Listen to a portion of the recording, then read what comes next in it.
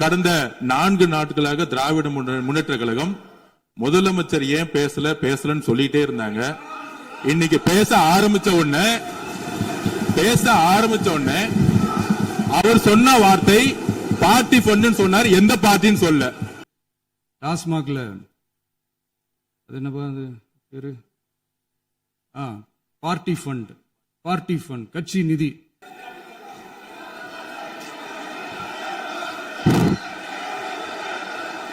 அங்கிருந்து உரிமையில் விழித்து இந்த சபைக்கு ஒரு மரபு இருக்கிறது, அதை மூத்த உறுப்பினர்கள் பின்பற்றபடி உங்கள் மூலமாக கேட்டுக்கொள்கிறேன்.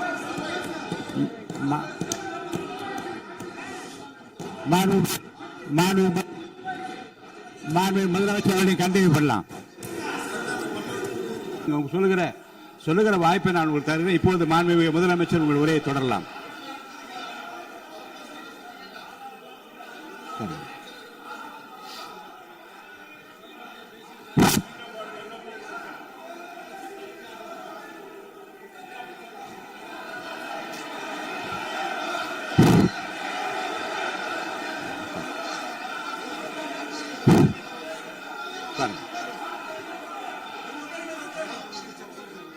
நான் எழுந்த பிறகு உட்காருங்க. எல்லாரும் உட்காருங்க. தேசிய உட்கார். நான் அலோவ் பண்றேன். உட்காருங்க. அமைதியா உட்காருங்க. நான் அலோவ் பண்றேன். அமைதியா உட்காருங்க. அங்க இருந்து குரல் கொடுக்காதீங்க. உட்காருங்க.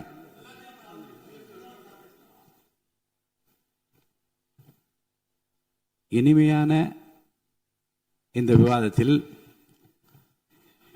இதுவரை குறுக்கீடுகள் இல்லாமல்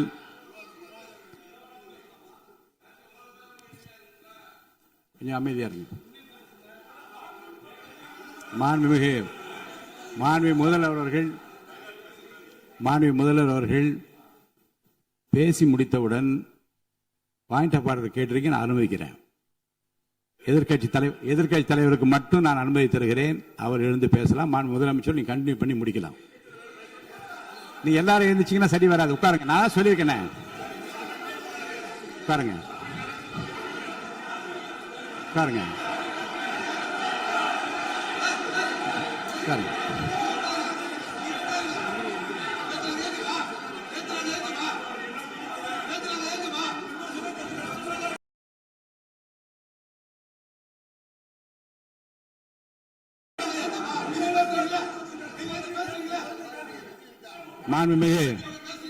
மாண்பு உறுப்பினர் அமைதி காக்க வேண்டும். நேற்று எதிர்க்கட்சி தலைவர் பேசுகிற போதும் அவர் பேசுகிற எல்லாவற்றுக்கும் நான் அனுமதி அளித்தேன். அதில் பாயிண்ட் ஆஃப் கேளுங்க. அந்த விவாதத்தில் கேளுங்க. இப்போதும் மாண்புமிகு முதலமைச்சர் அவர் பேசி முடித்த பிறகு நான் உங்களுக்கு அதுக்குரிய அவகாசத்தை தருகிறேன். நீங்க கேள்வி கேளுங்க. கேட்கிற உரிமையும் விளக்கத்தை பெற்றுக்கொள்ள உரிமை உங்களுக்கு இருக்கிறது. அதற்கு அவகாசம் நான் தருகிறேன்.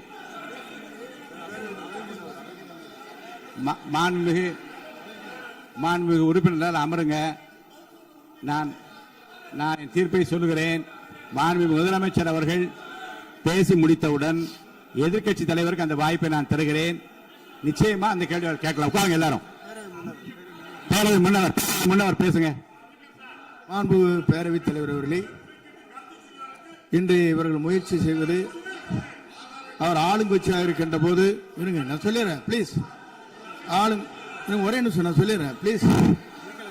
ஆளும் கட்சியாக இருக்கின்ற போது நீங்கள் சொன்ன ஒரே வார்த்தை, நாங்கள் பேசி முடித்ததற்கு பிறகு குறிப்பிடுத்துவிட்டு நீங்கள் எந்த கேள்வி வேண்டுமானாலும் கேட்கலாம் என்று ஒரு முறையை நீங்கள் பின்பற்றினீர்கள். அதே முறையை இப்போது பின்பற்ற வேண்டும் என்று கேட்டுக்கொள்கிறேன். பள்ளிக்கல்வித்துறை அமைச்சர், மாண்புமிகு பேரவைத் தலைவர் அவர்களே, நேற்றைய தினம் கூட எதிர்க்கட்சி தலைவர் சொன்னதை முழுமையாக கேட்டு இறுதியில் ஒரு வாய்ப்பு தந்தீங்க. அதுவும் இல்லாம இந்த நேரத்தில் நேரலையில் நீங்களும் பாக்குறீங்க. அங்கிருந்து உரிமையில் விழித்து இந்த பக்கம் இருக்க உறுப்பினர்களை பார்த்து அப்படின்னு உரிமையில் விழிப்பதை உங்கள் மூலமாக கண்டிக்கிறேன். அந்த வார்த்தையை அவை குறிப்பிலிருந்து நீக்கணும். கண்ணியம் காத்து முதல்வர் முழுமையாக பேசுவதை காத்து கண்ணியம் காத்து இந்த சபைக்கு ஒரு மரபு இருக்கிறது, அதை மூத்த உறுப்பினர்கள் பின்பற்றபடி உங்கள் மூலமாக கேட்டுக்கொள்கிறேன். மாண்புமிகு முதலமைச்சர் அவர்கள் உரையை தொடரலாம்.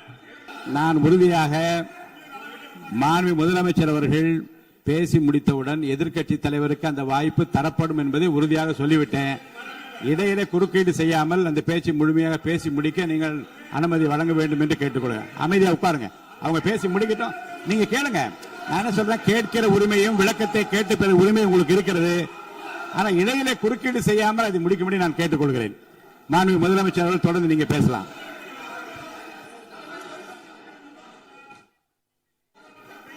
எதிர்க்கட்சி தலைவர்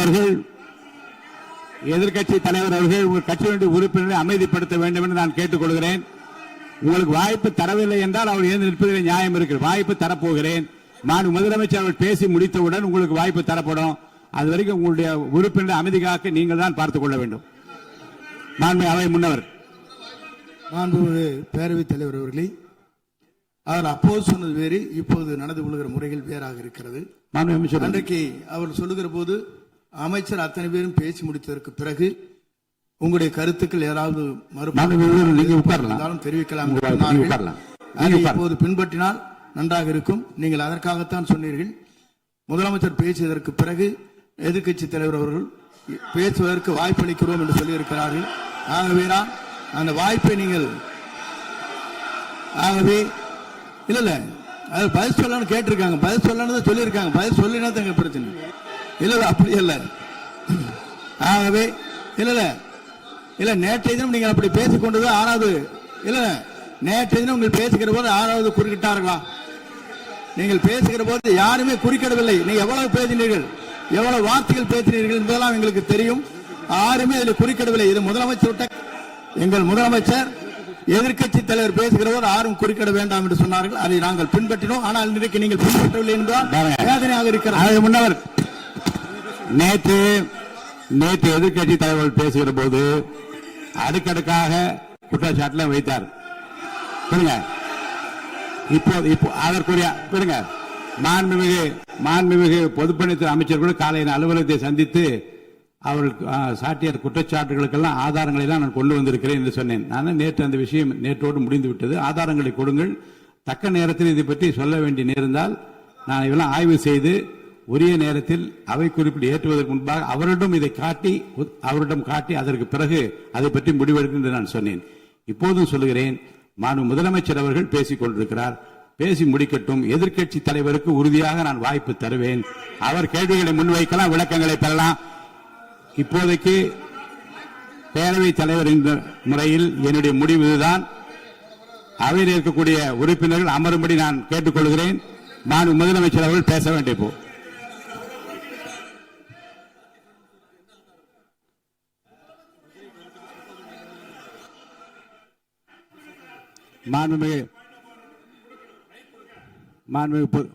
இருங்க. அதை முன்னவர் பேரவைத் தலைவர் அவர்களே, நேற்றைய தினம் நீங்கள் முழுமையாக பேசினீர்கள். உங்கள் பேச்சுக்கள் எப்படி இருந்தது என்பதும் நாடறியும். இருந்தாலும் கூட நாங்கள் அமைதியாக இருந்தோம். இல்ல நீங்க இருங்க, ஒவ்வொரு வார்த்தைக்கு இருங்க. நீங்க மின்வெட்டையில நீங்க சொன்னீங்க. உங்களுடைய முன்னாள் அமைச்சர் ஆற்காடு வீராசாமி இருக்கிற போது மின்வெட்டால் தான் நாங்கள் ஆட்சியே மாறியது என்றெல்லாம் சொன்ன கதையெல்லாம் இருக்கு. அதெல்லாம் சொன்னோம்னாங்க. நாங்களே அமைதியா இருந்தோம். அதுக்காக நீங்க தயவு செய்து எதிர்க்கட்சி தலைவருக்கு வாய்ப்பளிக்கிறார்கள். அந்த வாய்ப்பை நீங்கள் அவர் முதலமைச்சர் பேசியதற்கு பிறகு பேசினால் அழகாக இருக்கும். அவை முன்னர் பள்ளிக்கல்வித்துறை அமைச்சர். மாண்புமிகு பேரவைத் தலைவர் அவர்களே, அவர் ஒரே ஒரு வார்த்தையை தான் சொன்னார். பார்ட்டி ஃபண்ட் என்ற வார்த்தையை கேட்டு எதிர்க்கட்சி நண்பர்கள் கோபப்படுகிறார்கள். ஆனால் அதன் மீது உங்களுக்கு பாயிண்ட் ஆஃப் ஆர்டர் தருவதாகவும் நீங்கள் சட்டப்பேரவைத் தலைவர் சொல்கிறீர்கள். நேற்றைய தினம் இதே போல வெற்றி தலைவர் அவர்களினுடைய வழிகாட்டில் வளர்ந்த நாங்கள் சகிப்புத்தன்மையோடு அவர்கள் பல வார்த்தைகள் சொன்னார்கள். புதிதாக சோஃபா மாடல் என்றார்கள், குதிரை பேரம் என்றார்கள், எத்தனையோ வார்த்தைகள் சொன்ன போது சகிப்புத்தன்மையோடு அதை கேட்டு பொறுமையாக இருந்தோம். இவர்கள் குதிரை பேரம் எல்லாம் அவைக்குள் நீக்கப்பட்டு விட்டது. சரி, சோஃபா மாடல் என்று சொன்னார்கள். ஆதாரம் கேட்டு இப்படி எழுந்து நாங்கள் கொந்தளிக்காமல் ஒரு சட்டமன்றத்தில் ஒரு உறுப்பினர் எப்படி நடந்து கொள்ள வேண்டும் என்பதற்கு எடுத்துக்காட்டாக தமிழக வெற்றி கழகத்தின் உறுப்பினர்கள் நடந்து கொண்டார்கள். இப்போது மதிப்பிற்குரிய எதிர்க்கட்சி தலைவர் அவர்களே, உங்களூடாக நான் கேட்பது என்னவென்றால், அவர்களினுடைய கட்சி உறுப்பினர்களை அவர் அமைதிப்படுத்தி முதல்வர் அவர்கள் உரையை முழுமையாக கேட்டு சகிப்புத்தன்மைக்கு சட்டமன்றத்தில் இந்த பக்கம் மட்டுமல்ல அந்த பக்கமும் எடுத்துக்காட்டாக இருப்பதற்கு அவர் வழிவகை செய்ய வேண்டும் என்று உங்கள் மூலமாக கேட்டுக்கொள்கிறேன். பொதுப்பணித்துறை அமைச்சர்.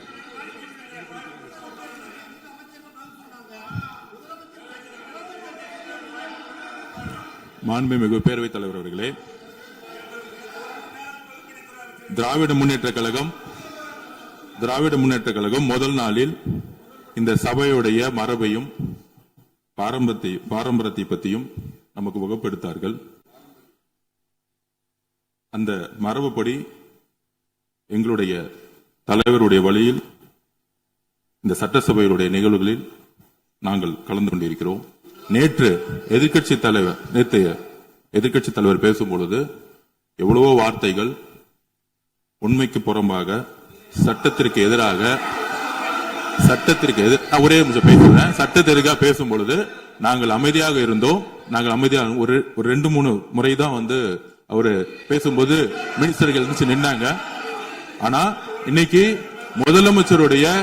மாண்புமிகு முதலமைச்சருடைய முதல் உரை கடந்த 4 நாட்களாக திராவிட முன்னேற்ற கழகம் முதலமைச்சர் ஏன் பேசலன்னு சொல்லிட்டே இருந்தாங்க. இன்னைக்கு பேச ஆரம்பிச்ச உடனே அவர் சொன்ன வார்த்தை பார்ட்டி ஃபண்ட் சொன்னார். எந்த பார்ட்டின்னு சொல்ல. ஆனா அந்த வார்த்தைகள் சொல்லி முடிஞ்ச உடனே எதற்காக முதலமைச்சருடைய பேச்ச இவங்க குறுக்கிறாங்கன்னு தெரியல. நீங்கள் சொன்னதுபடி முதலமைச்சர் பேச வேண்டும். பேசிய பின்பு கருத்துகளுக்கு பதிலளிக்க அவர்கள் பதிலளிக்கும், நாங்களும் பதிலளிக்க தயாராக இருக்கிறது பதிவு பண்றோம். மாண்பு முதலமைச்சர் அவர்கள்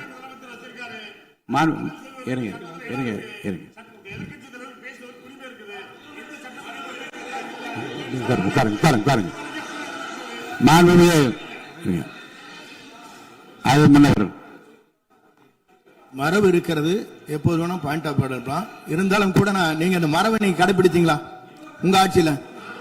நீங்க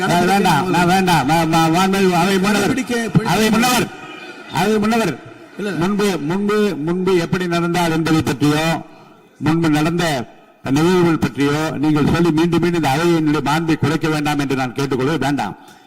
இப்போது உள்ள பிரச்சனை மாண்பு முதலமைச்சர் அவர்கள் தன்னுடைய பேச்சை உறுதி செய்து முடிக்க வேண்டும். அவர் முடித்த பிறகு எதிர்க்கட்சி தலைவருக்கு நான் நிச்சயமாக வாய்ப்பு தருவேன். அவர் கேள்வி கணக்குகளை தொடுக்கலாம், சந்தேகங்களை கேட்கலாம். விளக்கம் தருவதற்கு மாண்பு முதலமைச்சர் அவர்கள் தயாராக இருக்கின்றார். அமைதியாக என்னை அமரும்படி நான் கேட்டுக்கொள்கிறேன். இப்போ நான் அனுமதிக்க முடியாது. மாண்பு முதலமைச்சர் உரையை தொடரலாம்.